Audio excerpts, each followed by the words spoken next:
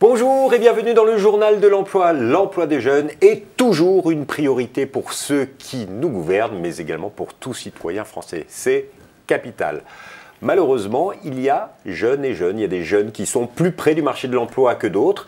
Et pour cela, pour ceux qui sont un petit peu exclus, il y a une bonne adresse. Ce sont les missions locales, près de 450 missions locales sur toute la France qui les accompagnent dans leur insertion professionnelle et sociale. Et nous recevons Monsieur Croisvili. Bonjour. Bonjour. Vous êtes délégué général de l'Union nationale des missions locales et vous êtes là parce que vous allez organiser du 15 au 23 mars une semaine nationale des missions locales avec un thème particulier. Oui, c'est donc la troisième semaine nationale que nous organisons avec l'ensemble de notre réseau sur tout le territoire et le thème, c'est vers les métiers de demain.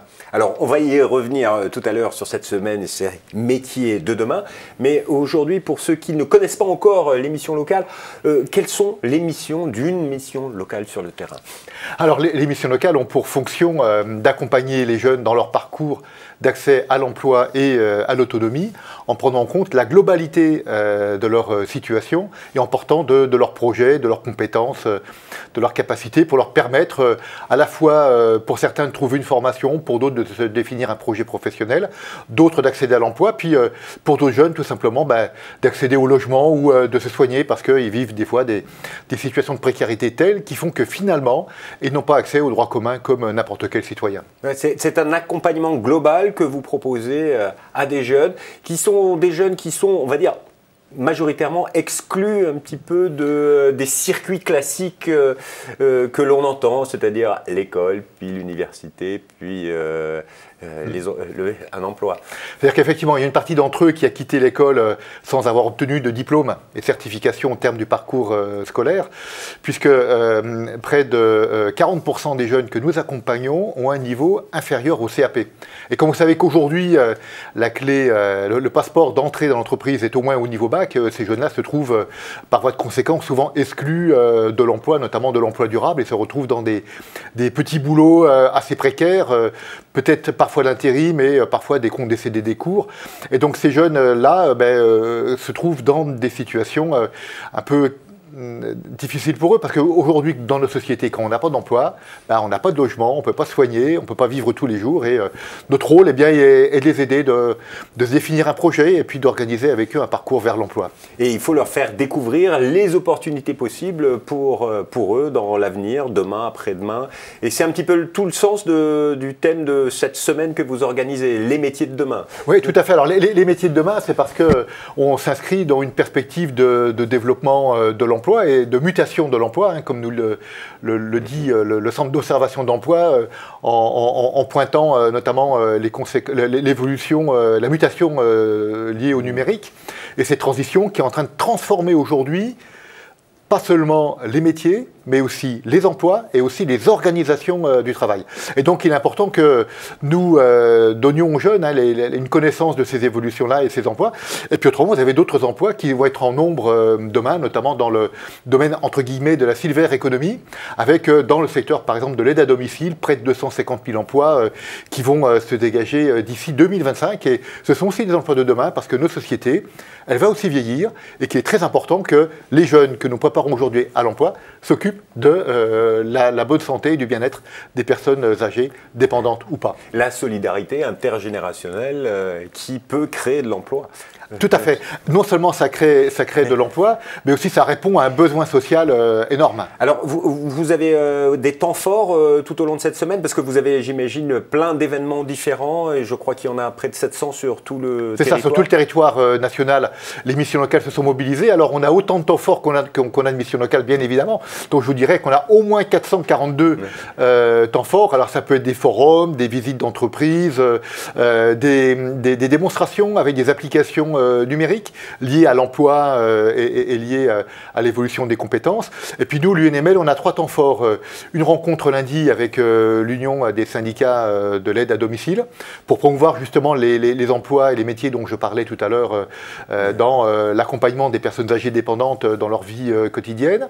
On a un temps fort prévu aussi le 21 mars avec la signature d'une convention avec l'État et les acteurs du travail temporaire notamment pour favoriser l'accès des jeunes à l'emploi temporaire, parce qu'on sait aujourd'hui que l'emploi temporaire, c'est pas seulement une première marche dans l'emploi, c'est aussi une première marche dans l'emploi qui peut aboutir à une qualification professionnelle et avec un accompagnement d'aide financière qui peut être donné par le Fonds d'aide sociale. Donc ça, c'est une démarche qu'on a déjà engagée il y a 3 ans, et là on renouvelle notre partenariat. Et le dernier temps fort, c'est le lancement de la web télévision d'émissions locales qui s'appelle Milo TV à Cannes le 16 mars, qui va permettre de nommer dans 5 domaines les meilleurs films qui ont été produits par les jeunes sur leur vie, leur accès à l'emploi, leur ressenti de la société, et puis la manière aussi dont ils s'imaginent demain. À suivre donc Milo TV pour découvrir le parcours de ces jeunes qui sont au sein des missions locales. Et je vous promets que la chaîne demain vous les proposera à l'antenne.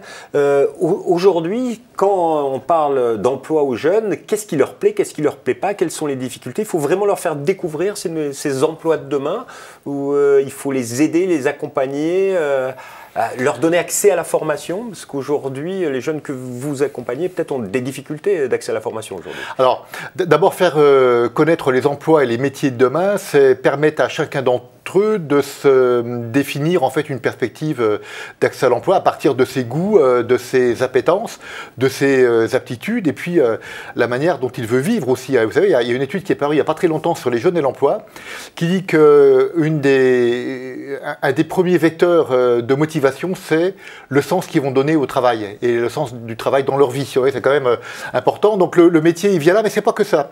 Leur faire découvrir les métiers de demain, c'est aussi ouvrir des perspectives énorme, parce que j'évoquais la silver economy, mais vous savez que par exemple dans le champ du numérique, il y a plein d'emplois de codeurs dont on sait qu'ils sont tout à fait accessibles aux jeunes qui n'ont pas eu un BTS, une licence, voire un master, et qui peuvent trouver là une voie d'insertion professionnelle. D'ailleurs, on est partenaire avec la grande école du numérique, dont nous sommes les fondateurs, avec l'État notamment, pour permettre aux jeunes d'accéder. Il suffit d'être geek pour être codeur, et il y a des opportunités. Absolument, il y a des opportunités, et donc ce qui est intéressant, c'est que ça colle aussi à la manière dont les jeunes se voient dans l'emploi. Donc la semaine nationale, elle est là, c'est ouvrir aux jeunes des perspectives d'accès à l'emploi, et sur des métiers aussi qui peuvent, pour eux, sont porteurs de sens.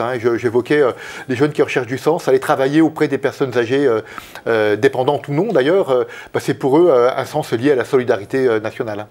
Monsieur Croix-Julie, merci infiniment pour votre témoignage. Donc vous l'avez compris, du 15 au 23, la semaine nationale des missions locales. Toutes les informations sur le